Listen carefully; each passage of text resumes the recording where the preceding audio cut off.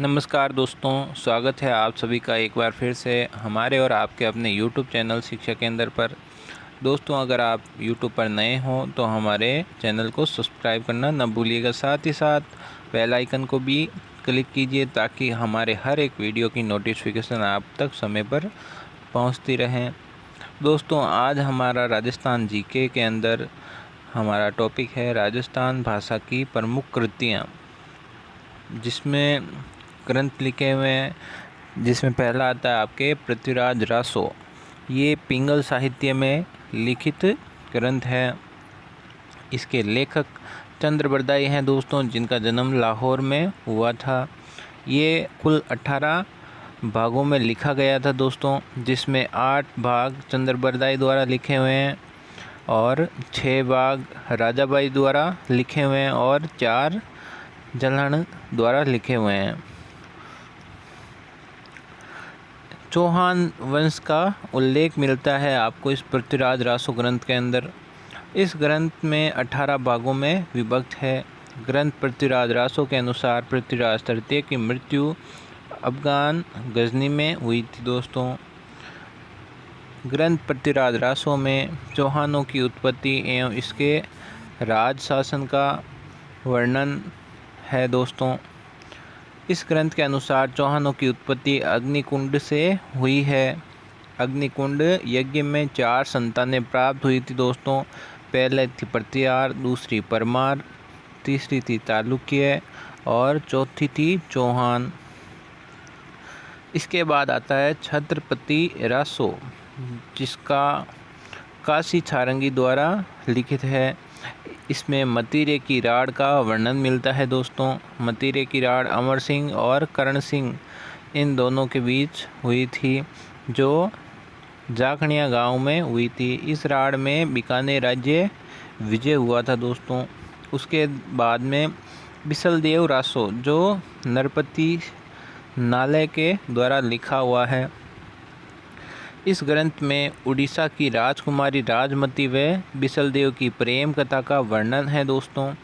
बिसलदेव रासो में बिसलपुर के निर्माण कार्यों का उल्लेख भी है। ग्रंथ के अनुसार संस्कृत पाठशाला में 35 विषय पढ़ाए जाते थे। संस्कृत पाठशाला को सरस्वती कंठाभरण भी कहा जाता है दोस्तों। संस्कृत पाठशाला को सरस्वती कंठाभरण कहा जाता है। राजस्थान में साहित्य सम्मेलन वियगराज चतुर्थ के काल में अजमेर में आयोजित हुआ था दोस्तों, जिसकी अध्यक्षता सोमदेव ने की व आयोजन पद्मनाथ ने करवाया था दोस्तों। राजस्थान में संगीत सम्मेलन सवाई प्रताप सिंह के काल में जयपुर में हुआ था, जिसका अध्यक्ष बृजपाल भट्ट थे दोस्तों।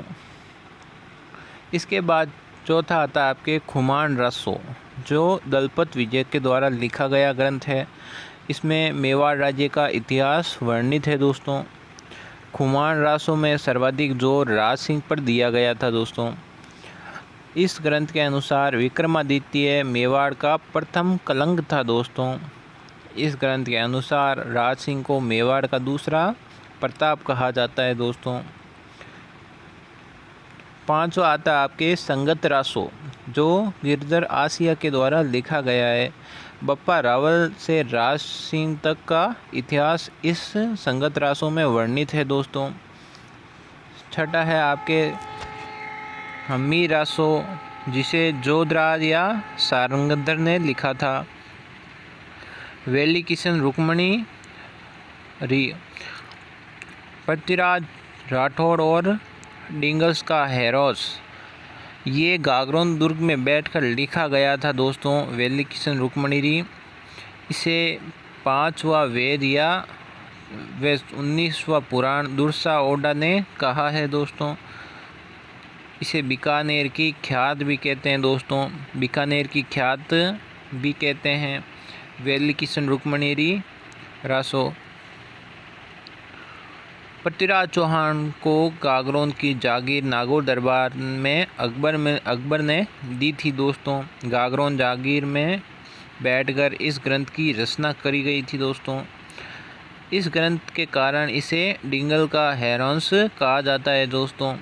LP टेसीटोरी ने ये कहा था, जो राजभाषा का वर्गीकृत है। डिंगल साहित्य का वैज्ञानिक LP टेस्टिहोरी कहलाता है दोस्तों। बीकानेर महाराजा गंगा सिंह के काल में ये आया था। इसके बाद आता है मारवाड़ प्रसंगारी विगत, जिसे मुन्नौत नैन्सी ने राजस्थान का अबुल फजल कहा जाता है। मुन्नौत नैन्सी द्वारा लिखा गया है। मुंशी देवी प्रसाद ने ये कहा था दोस्तों। इसे राजस्थान का गेटिया या झेंवर कहा जाता है दोस्तों। इसमें जनगणना की जानकारी थी दोस्तों। मुन्नौत नैन्सी जसवंत प्रथम का दरबारी था। मुन्नौत नैन्सी इसे जनगणना का अंग्रेज कहा जाता है।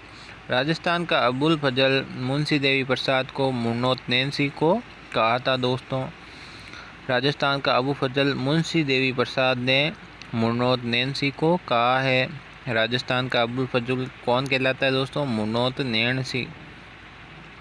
नैन्सी का एक अन्य प्रमुख ग्रंथ है नैनसिरी ख्यात।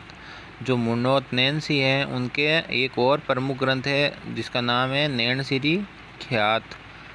इसके बाद आता है आपके केसर विदास, माफ़ कीजिएगा दोस्तों, जिसको शिवेंद्र भारती द्वारा लिखा गया था। राजस्थान का पहला नाटक था।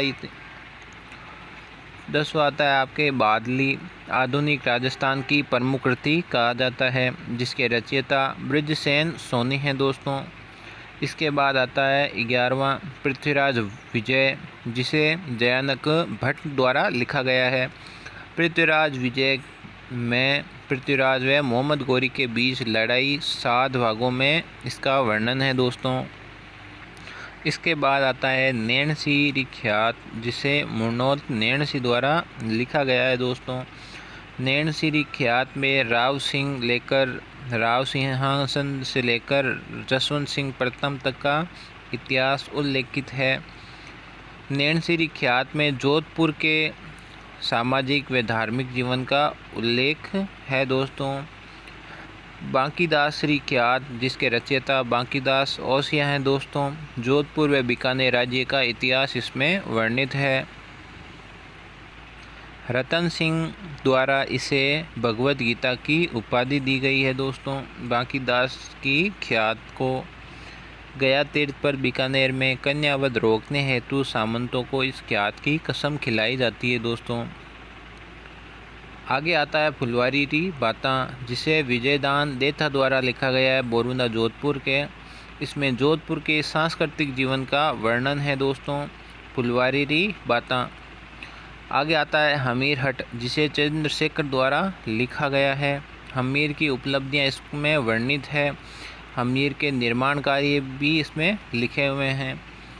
आगे है आपके 16वां कन्हैयालाल सेठिया, राजस्थान का कोकिल जिसे कहा जाता है। इसका जन्म चूरू में हुआ था 1919 में। गैरों फूल गुलाब को नील टॉस घर कुच्चा धर जमला मेहंदी राचनी हिवड़ेरो हार इत्यादि इसकी प्रमुख रचना है दोस्तों कन्हैयालाल सेठिया की। कन्हैयालाल सेठिया को नील टॉस की रचना के लिए साहित्य अकादमी पुरस्कार से सम्मानित किया गया है दोस्तों। कन्हैयालाल सेठिया की रचना कुकू इसकी सर्वाधिक लोकप्रिय मानी जाती है। इसके अलावा रमणियारो हार भी इनकी एक रचना है। 17वां आता है आपके महेंद्र भानवत, जो जोधपुर के हैं। इन्होंने रंगीला दोलना, तेजारी फड़ और मेहंदी राचनी द्वितीय का रचना की थी। इसके अलावा अणभावनी बातां और कड़ेजारी कोर इनकी रचना है। 18वां है हमीर गोसाई, जिनका जन्म स्थल पाली में हुआ था दोस्तों। प्रमुख ग्रंथ इनके मारवाड़ थारा अलग अलग रंग है। ये थी मारवाड़ थारा अलग अलग रंग है। इस ग्रंथ में छप्पनियों अकाल व अन्य अकालों मारवाड़ की स्थिति पर वर्णन किया गया है। इस ग्रंथ की प्रति राजकीय बागड़ संग्रहालय पाली में रखी गई है और इनकी अन्य रचना गौरिया है दोस्तों। 19वां है आपके राज वल्लभ ग्रंथ, जिसका रचना मंडन द्वारा की गई है। इस ग्रंथ को मेवाड़ राज्य के अधिकांश महलों मालियों को निर्माण में उत्कृष्टता एवं कमियों को वर्णित किया गया है। भवन निर्माण के लिए आवश्यक निर्देशों की व्याख्या भी इस ग्रंथ में है दोस्तों। इसके बाद आता है राज प्रकाश, जो इसके कवि हैं जोगी राज सिंह से संबंधित है। ये शेखावटी प्रतिभा, जिसे किशन नैन द्वारा लिखा गया है। इसके अलावा आपके हरदेव चित्रा, जिसका जन्म बीकानेर राज्य में हुआ था। बीकानेर राज्य में सभी राजाओं का जन्म तिथि से विवाह एवं मृत्यु तिथि का वर्णन इस ग्रंथ में बीकाणा शाही में उल्लेखित है दोस्तों। बीकानेर राज्य के सभी राजाओं एवं जन्म तिथियों से विवाह एवं मृत्यु तिथियों का विवरण ग्रंथ बीकाणा शाही में उल्लेखित है दोस्तों। हरदेव चित्रा ने गंगा सिंह का आदमकद का चित्र बनाया था। हरदेव चित्रा द्वारा अन्य ग्रंथ गंगा सिंगरी बांता का लिखा गया है। रासो, ये एक शासक के ऊपर लिखा गया ग्रंथ। रासो का मतलब होता है दोस्तों किसी एक शासक के ऊपर लिखा गया ग्रंथ। ख्यात, संपूर्ण राज्य के राजवंश का उल्लेख। ख्यात का मतलब होता है दोस्तों संपूर्ण राज्य एवं संपूर्ण राज्य के राजवंश का उल्लेख। ख्यात से प्राय एक से अधिक लेखक होते हैं। ख्यात में एक से ज़्यादा लेखक होते हैं।